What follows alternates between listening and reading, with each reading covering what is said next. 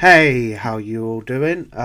This is my monthly watches, so everything that I've watched in February 2024. There's quite a lot to get through, so I'm going to get straight to it. I'm on trusty Letterboxd to assist me, so we'll go to my diary and I'll talk about like what I've been watching and stuff in the month of February. I did watch one film for March 1st earlier, but I won't cover that. So I'm in January at the minute. That's wrong. I need to get into February. So as you can see, I watched Reservoir Dogs today, which was a rewatch. Just bear with me while I get my faculties straight. Okay, there we are. I started with on the second with my February watches. So I'll just get the microphone set up. This is kind of going to be a Masters of Horror special. So the majority of the films I've watched, a lot of them have been Masters of Horror from the season one. So basically, Masters of Horror, it's a anthology series started in 2005, ended in 2007. The first season and the second as well is made up of, say, mini movies at about 50 minutes, between 50 minutes to 75 minutes long. Different director each episode, so they're loggable on Letterboxd, so I class them as mini movies. They are kind of episodes of the Masters of Horror, but so the mini movies, normally about an hour long, roughly, but they can go on to 75. Different director, different horror legends. You've got like John Carpenter in there, Dario Argento, Toby Hooper, Stuart Gordon, and many more. Larry Cohen did an episode, so I'll get to them as we progress through February. Because I rewatched that. I had seen it before, all of it, both seasons. Unfortunately, there was only two it finished. Mick Garris put it together. He's a known horror director from stuff like Sleepwalkers and a lot of Stephen King adaptations. Good director, Mick Garris. He put Masters of Horror together and he directed a couple of episodes as well. So this is the Masters of Horror special, but we will get to that shortly. So on the second, watched Peeping Tom for the first time, 1960. Got the new 4K, looked really nice in 4K. Very happy with that. Wanted to see this film for a while. There's some poster art. I'll just click it up. Synopsis there as well. Basically, this guy works with cameras and he's a photographer, and he makes strange films and stuff. He begins to take interest in this woman who lives in a room in his house, because he rents rooms out in his father and mother's house, which he's inherited. He rents rooms out as apartments, so it's such a big house. The rooms are rather large and they're like apartments. And he starts taking an interest in her. He also has an interest in killing. He likes capturing the victim's expression and emotion before they are killed on camera from a point of view camera shot. And that's where the film sort of goes from there, and it follows him and his lust for killing, and also his sort of romantic interest, as well as like trying to cover up what he's been doing. So that's basically the plot summary. There's some of the poster art on Letterboxd. There's the guy. So yeah, he's called Mark Lewis. Good film, Peeping Tom, 1960. Yeah, really impressed by that. It's an old one, like a really old one, but really good, and the 4K looked great. I'll just go over this quickly. Watch the Ricky Gervais special on Netflix, Armageddon. Yeah, it were pretty funny, but nothing too overly hilarious. I did give it 3 stars. If I'm thinking about it, I'll probably give it a 2.5, but I just gave it 3 at the time. It was okay. It didn't exactly make me like laugh too much. What She Killed in Ecstasy from 1971. This was a good movie, sort of like a exploitation film. It's quite a strange plot actually. So this guy basically, this woman, should I say, her partner, he is experimenting with human embryos, and the board shuts him down, and he becomes rather traumatized by what they say to him, and he's in a state of shock, and he can hardly move. He's almost like paralyzed. Just lying in the bed, and she realizes he's basically gone. So she takes revenge on them by seducing the male members as well as the female member of the board and of the body, the governing body that oversees his experiments. And she starts, killing people, murdering them, using her like sexuality. There's a look at the poster. I liked it. Pretty cool film. It's a Jess Franco. So, really good. Yeah, he does some good films, Jess Franco. I do like a lot of his filmography. Watch Beatrice from the Villages of the Damned set from Vinegar Syndrome. That's a 1976 film. Sort of a gothic horror, creepy atmospheric, set in the woods and in this large house. Yeah, good film, Beatrice. So if you watch any films out of that Villages of the Damned set, go for Beatrice, because the other two, which I'll get on to momentarily, weren't very good. Bloodbath, that's also, I think that was the one with Dennis Hopper in it. Yeah, not very good at all, Bloodbath. Does have one weird scene in it where this guy transforms into a bull and shoves the horn up a gentleman's backside, which was really weird. So yeah, that was just go down a little bit because it's jogged up. That was Bloodbath, also known as The Sky is Falling. The Ensign's Woods, that wasn't very good, from 1970. That was also part of the set, didn't think much to that. The Innocents, ghostly black and white horror film that I watched when I was rather ill, from 1961. This was atmospheric, about this nanny looking after these orphans, and they keep seeing ghostly figures in the house. Things go down, creepy stuff starts happening, the children are seeing things, the nanny's seeing things, the housekeeper's seeing things, and it all sort of like comes down to a sort of like strange climax where you wonder whether the nanny's insane or not, or if she's actually seen these ghostly apparitions. Watch the Blair Witch Project again, 1999 film. Obviously you can see I really like that because I rated it 5 stars. 5 out of 5, the Blair Witch Project for me. I'll talk a little bit about this.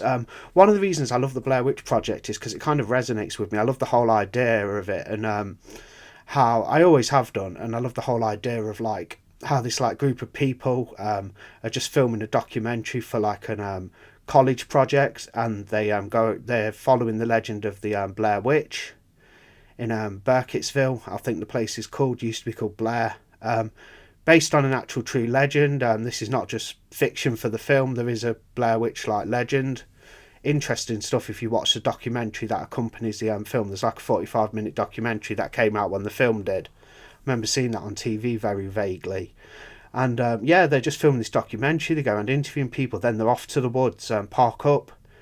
They mission into the woods. They're camping out. They start seeing strange things like symbols made from the sticks in the woods hanging, witchcraft symbols, and it all goes from there. And they're hearing weird noises at night, and symbols are being left outside the tent. The noises are strange. There's a point where you hear a baby crying in the distance. They're stuck in miles out in the middle of nowhere, and they're hearing a baby scream at night. And just one of the reasons I love it is because that whole the feelings of isolation that the characters must have had, like being out there, and it's just so creepy.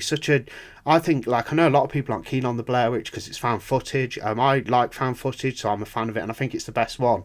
It's the first successful like found footage film. I know there was like the last broadcast prior to it, and the McPherson tapes, the Alien one from the 80s.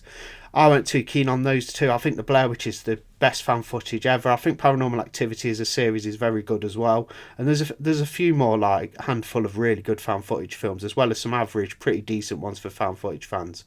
But the Blair Witch is the best. It's the first successful one. Paranormal Activity may have been a bit more successful overall at the box office because that did really well as well financially for such a low budget film. But Blair Witch Project, first successful found footage film. Such a great storyline based on a real legend. It's creepy as hell. A lot of weird symbols in the woods. The group start freaking out, the group of 3 people. And things just take a nasty turn. And the end of the film's really well done. It's got the creepy house that apparently in real life the cast of the film, they knew it was a film, but they didn't know what was going to happen because the director and producers wanted to keep them on their toes. So like, yeah, the actors knew they were in a film, but they also wanted to keep them on their toes, so they didn't know the house was going to show up, so they sort of stumbled across the old house. So their reactions are somewhat genuine, although they know the house is there and it's a prop and it's a part of the movie because they're acting in it, they wasn't told there was going to be a house there, as far as I've read in this book on the production of the film. So genuine reactions. Yeah, it's best fan footage out there. The marketing campaign was brilliant as well at the time, before the internet was as big as it was, and as commonplace. They did a campaign, put posters around universities saying these students are missing, and a lot of the public believed it was real.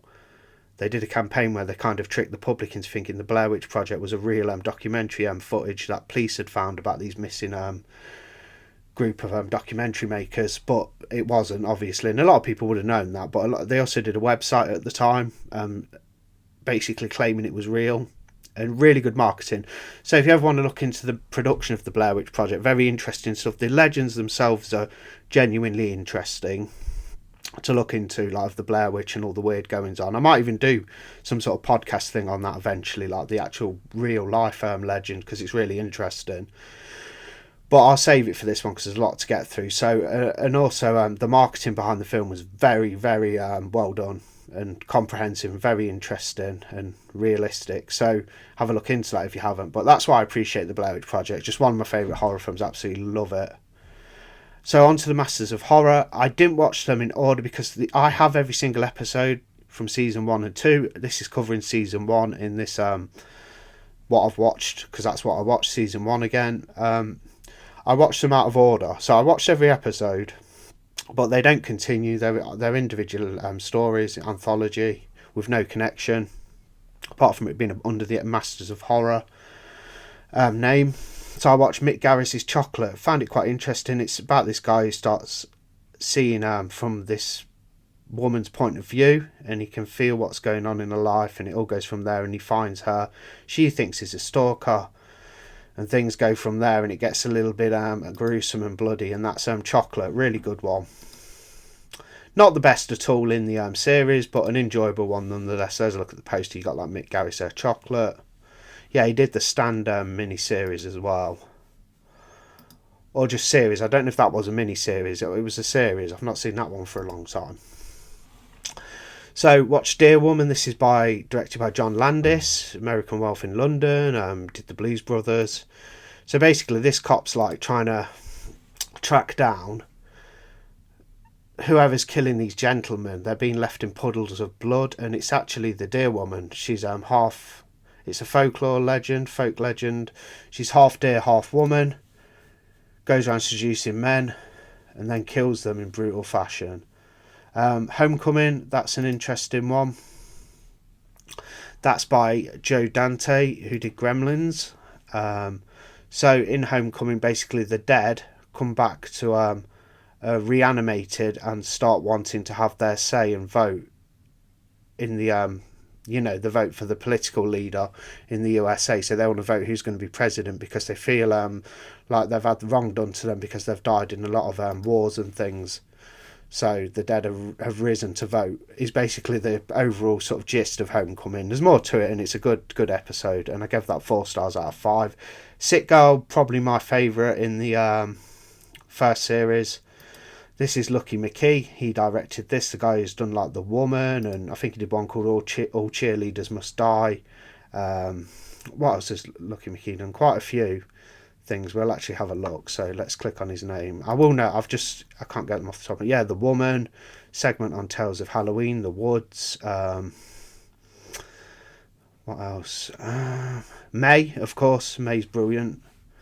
It actually stars the actress from May, Angela Bettis, as the main character in Sick Girl, and basically she has a new love interest, and she's also works with creepy crawlies and insects.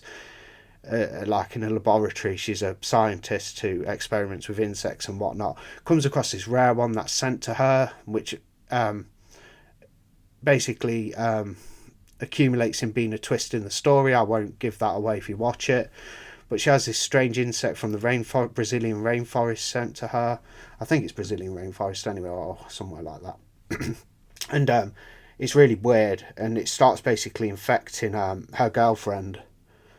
They're a lesbian couple, and it starts infecting her new girlfriend and taking over her mind, and basically controlling her and transforming her into a weird creature, and it goes from there. And the special effects are brilliant. It's very quirky. It's the funniest one in the series. It's got a lot of humour, a lot of comedy. It's basically a dark comedy. Good stuff, Sick Girl. I gave that 4.5 out of 5. Really enjoyed that. Another Masters of Horror episode, The Fair-Haired Child. Gave that 3 stars out of 5. This is a good one as well. Basically about this girl's kidnapped by a strange man, playing classical music in his car and van. She's riding a bike in the woods. He carts her off into the van. They end up at an old music institution that's not functioning anymore, where this weird couple live, and she's stuck in the basement. She finds a boy hanging, her age. He's trying to kill himself and hang himself. She helps him get down, and things go from there. And she's some strange revelations are revealed about the couple and why they've kidnapped her, and which is to do with like the occult and satanic ritual. And both youngsters, both teenagers in the basement, have to deal with a strange creature that just like murders people brutally. It just kills them. It looks like almost like a demon crack baby, bald-headed like demon crack baby, and it just crawls around. It's really creepy, and it just attacks its victims and goes to town on them, like eating their faces, and brutalizes them. It was directed by was it William Malone? Yeah, William Malone. So I forget what he did now. Oh, the House on Haunted Hill remake. Fear.com, never watched that. Creature, never watched that. It's got a good release from Vinegar Syndrome. Scared to Death, sorry, never watched that. This is the only thing I've seen by him. And the House on Haunted Hill remake, I have seen that. I do have that on Blu-ray. Got the Scream Factory of that. Not a bad remake. So just a little break from Masters of Horror. I watched Sisters, Brian De Palma film, 1972. Gave it 3 stars. I thought it might be a little better than it was. Just like a twisty tale about 2 sisters. One watches a murder happen. Well, are they sisters? That's the thing. But anyway, a woman sees another woman murdered, and there's a bit of a tale, and it's very twisty, and good Brian De Palma thriller. I just didn't think it was as good as it could have been. I thought it was going to be a bit better, but I will rewatch it. I think I was very tired and felt ill when I watched it. That's from 1972, gave it 3 out of 5.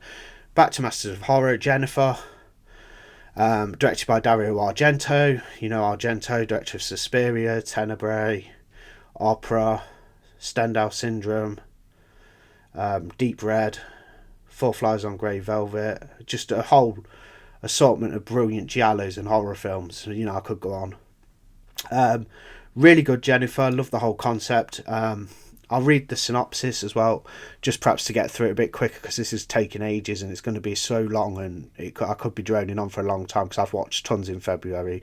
I think I've watched about like 38 films or something, maybe 40, with all these Masters of Horror episodes, mini movies included. So Jennifer, directed by Dario Argento. After a detective rescues a mute, disfigured woman from being murdered, he takes her into his home to prevent her from staying in a mental hospital, a move which alienates his family and soon turns to obsession. So Jennifer's completely disfigured. She's like a weird creature. She's got a really like hot body. Like, she's got a nice female's really hot body, but her face is just like that, basically like disfigured, and she looks like a monster with a nice body. And this cop falls for her, and it goes from there, and he finds her killing people, just murdering victims and eating them, and she can't resist doing this because she's almost feral. She's basically feral.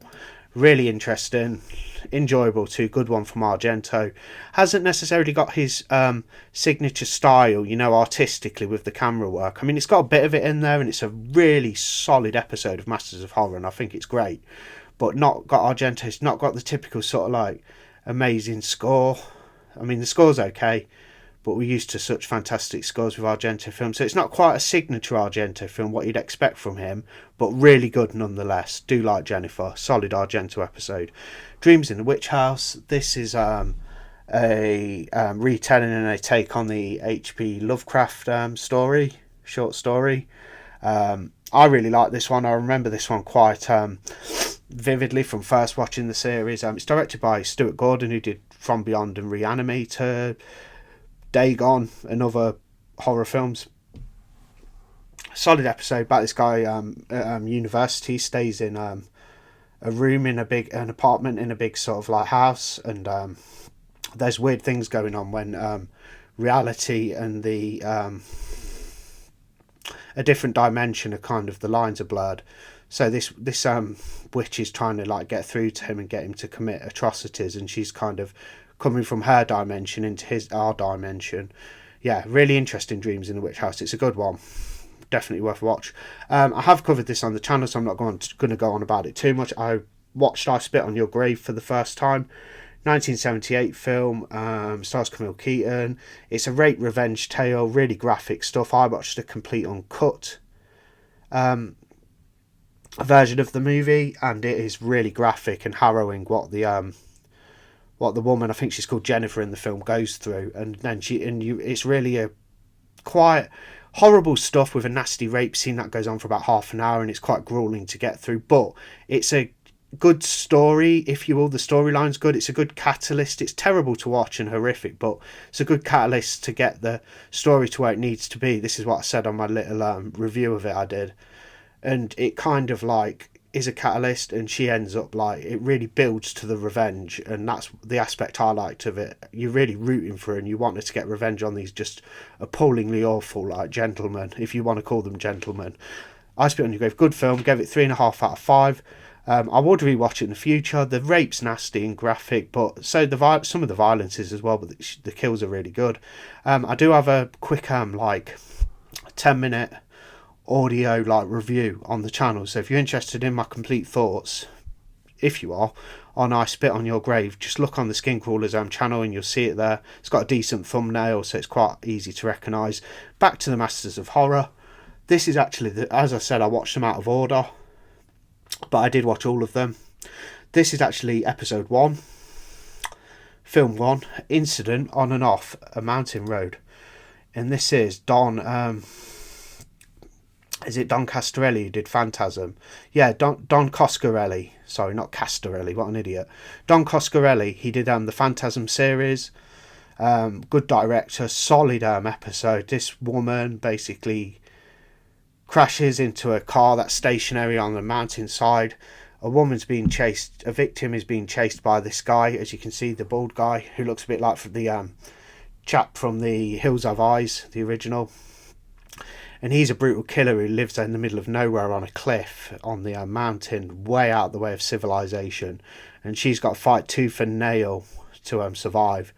And it also has some good flashbacks in it. Brilliant episode. Love Incident on and Off a Mountain Road. I did find some of the music a bit irritating when she's driving the car at the beginning. It's playing that kind of like poppy rock stuff. Did find that song quite irritating. Don't know why, it just grated on me a little bit. But I do love this episode.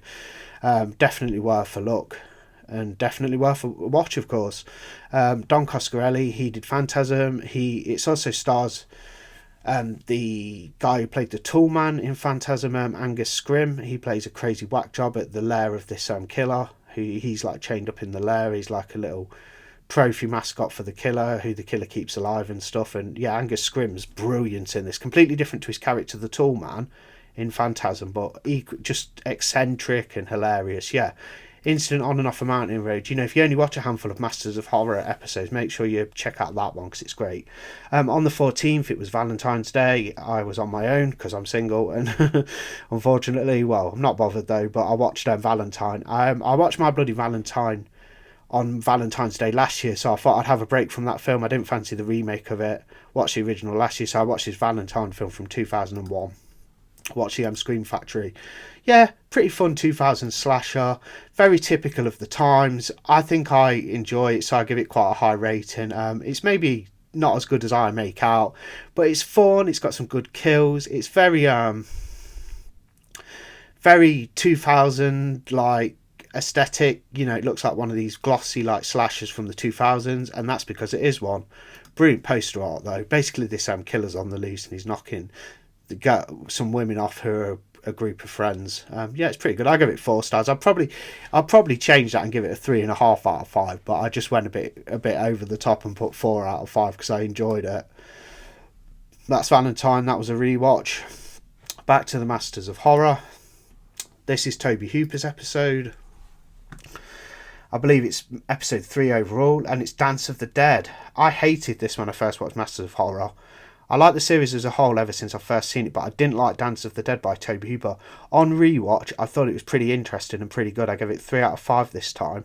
Stars Robert Englund, who played Freddy Krueger, of course, in The Nightmare on Elm Street. But good episode from Tobe Hooper, some good subject matter set in the future after radiation's been unleashed and there's been a toxic world war. I think it's like set after World War Three. This girl who works in a cafe falls for this kind of like this rogue like sort of punk kind of criminal, if you will. I don't know, just this rogue guy who hangs around with a group, his friend and some other women, and he basically steals blood from people, infected blood, and sells it to Robert Englund, who is also the club owner, and he does the Dance of the Dead, where they basically reanimate infected corpses and shock them with electric rods, keep shocking them so they dance in front of the crowd doing spasms. So these reanimated corpses are having spasms and the crowd's jeering and watching, and that's the Dance of the Dead. And there's a good twist at the end involving the main protagonist. Yeah, it's a good episode. I didn't like it at first when I watched it about like 6-7 years ago, but I enjoyed it this time around. Cigarette Burns, brilliant episode. This is John Carpenter's Masters of Horror input. It's got Udo Kier in there. Norman Reedus, you'll know him as Daryl from The Walking Dead. He's in this when he's a bit younger in an earlier role, as it's from 2005. So good. It's basically about they're trying to obtain, him and Udo Kier, Norman Reedus' character, trying to obtain this rare film that apparently made people go crazy when they watched it in I think it was like France or somewhere. It's like a French film of weird vignettes and segments featuring that guy as well having his angel wings cut off, which is quite traumatic to see. And they're trying to obtain this film and view it because they're connoisseurs of like weird films. It's worth a lot of money. Udo Kier sends Norman Reedus' character out to get the film. He has to go all over Europe trying to find it, and things get really graphic and bloody. Yeah, it's brilliant. Cigarette Burns, I gave that 4 stars out of 5. Really good. Great offering from John Carpenter in the Masters of Horror. For the first time I watched Five Nights at Freddy's, 2023 film. Yeah, not too bad for what it was. I gave it 2.5 out of 5. Kind of middle of the road. I thought the effects for the animatronics looked great. The kills weren't graphic enough. It was a little bit tame. I know it's a 15, but I thought it felt more like a Certificate 12 because they held back and a lot of the kills are cutaway. There's a couple of bloody scenes in there. Also stars Matthew Lillard. He's the main sort of known actor in it, although his parts are very, very minute and small, but there is a bit more from him sort of at the end. You'll see if you watch it. Yeah, not bad. Five Nights at Freddy's. Not the best thing I've seen though, but okay-ish. Rewatch Invasion of the Body Snatchers. Watched the new 4K from Arrow, 1978. Brilliant film with Donald Sutherland. Back to the Masters of Horror. Watched Haeckel's is it? Tale. Basically about a necromancer and this gentleman who's at the university becomes obsessed with this necromancer who claims to be a real necromancer. He has a lot of skepticism, the university student does, towards this gentleman, but he's proven wrong. Ends up staying in this weird farmhouse, and the wife of the gentleman who's letting him stay in the farmhouse goes out at night and has orgies with the dead. And it goes from there. It's a pretty good episode. Give it 3.5 out of 5. That's directed by, I forget his name now. I think it's the director of Henry Portrait of a Serial Killer. It's that director. Yeah, John McNaughton. So directed by John McNaughton, who did Wild Things, which is quite a good film, and Henry Portrait of a Serial Killer, which is probably his most known film and best, I'd say. From what I've seen, that is. But it's a good one. Yeah, Haeckel's Tale, really good. Food of the Gods, slightly disappointed with that. Monster movies about giant animals attacking people on this secluded island, 1976 film. Gave that 2 stars. I didn't really like that. See how much we've got left. Still quite a bit. This is a long one. Imprint. Now, this is Takeshi Miike's offering in the Masters of Horror. You'll know him. He did Audition, amongst other movies. He did one called Ichi the Killer as well, which I've yet to see. This is like the second best. Sick Girl's my favourite episode in the series. This is now my second. Set in Japan. Sort of, I think it might be in Imperial times, not too sure. I might be slightly off there with the historical accuracy, but set in old Japan. This chap's looking for his lover, his Japanese love interest, and he goes to a brothel, and a big brothel, and he's made to sort of hire one of the women or there'll be trouble, so he does, and he ends up asking her where his love interest is, and she tells the tale of what's happened to her. It's brutal, it's brilliantly shot, cinematography's great looking episode. Could have made a feature-length film if they did an extra 20 minutes and made it 80 minutes. It could have been a feature film, but they did it for Masters of Horror. It's brutal, it's got a horrible torture scene in there involving needles. You can probably see the picture there. I'll actually pull that up. That's a look at it. It's basically this woman, this disfigured, strange woman, telling a backstory of her upbringing and where this gentleman's love interest is. This American gentleman, played by Billy Drago. Awesome. Give it 4.5 out of 5. You know, if you're going to watch any Masters of Horror episodes, I'd say watch Sick Girl. You know, like Imprint, Instant on and Off a Mountain Road, Cigarette Burns, maybe Dreams in the Witch House. They're the best 5. So watch Pick Me Up. That's another episode. This is Larry Cohen's episode. Give it 2.5 out of 5. It's just about some highway killers, a truck driver. One of them is a lorry driver. He picks up people, murders them. He's competing with this other younger guy. Directed by Larry Cohen. It's not bad. It's my least favourite in the series.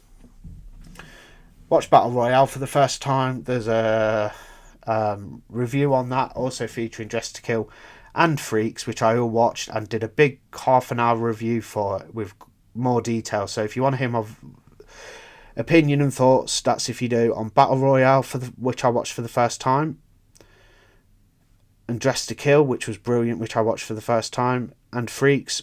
All three of those, Battle Royale, Dress to Kill and Freaks, are on the channel on a review, so go check them out. Rewatched Cemetery Man from 1994, gave that 4 star. Loved this when I first watched it, and I liked it a lot the second time as well. Perhaps didn't have as good I didn't enjoy it as much as my first viewing basically years ago, but I did still think the film held up and it was brilliant. I never watched it when it was released. I watched it about 3 years ago. It's from 1994. Stars Rupert Everett. He's a cemetery man. He's a groundskeeper. He lives on the cemetery grounds with his sidekick. Just all crazy madness and killing of zombies. He's got to make sure the dead stay dead, and the 4K just looked phenomenal. Yeah, new 4K from Severin. The set's gorgeous and the 4K looks amazing. I rewatched Two Evil Eyes as well, which is 2 stories into one film. So you start with George A. Romero's tale, and then you go on to Dario Argento's brilliant interpretation of Edgar Allan Poe's The Black Cat, starring Harvey Keitel he's from Reservoir Dogs and other films. There's the poster I chose on Letterboxd. I actually have a DVD with that cover on an Arrow Video DVD. I watched the 88 films Blu-ray. Yeah, Two Evil Eyes is fantastic, from 1990. I gave that 4 stars out of 5. They're both great segments, well worth a watch. Watched Francis Ford Coppola's first film from 1963, Dementia 13, gave that 3 stars. Weren't too keen on it, black and white one. Kind of good as well, but weren't overly keen. About this woman who's been killed, who's basically been drowned in an lake, and it goes from there. It's a bit ghostly, a bit creepy. Not bad.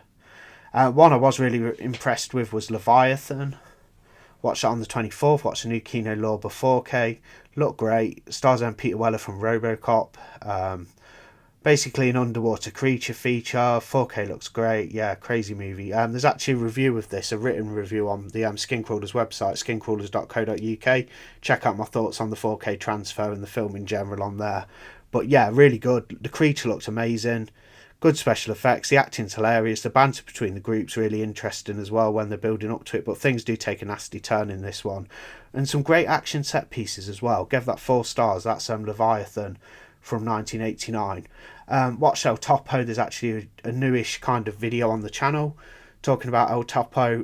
That's a review if you want to hear my thoughts on El Topo from 1970, which was a first time watch on the viewer's choice, which I do every week.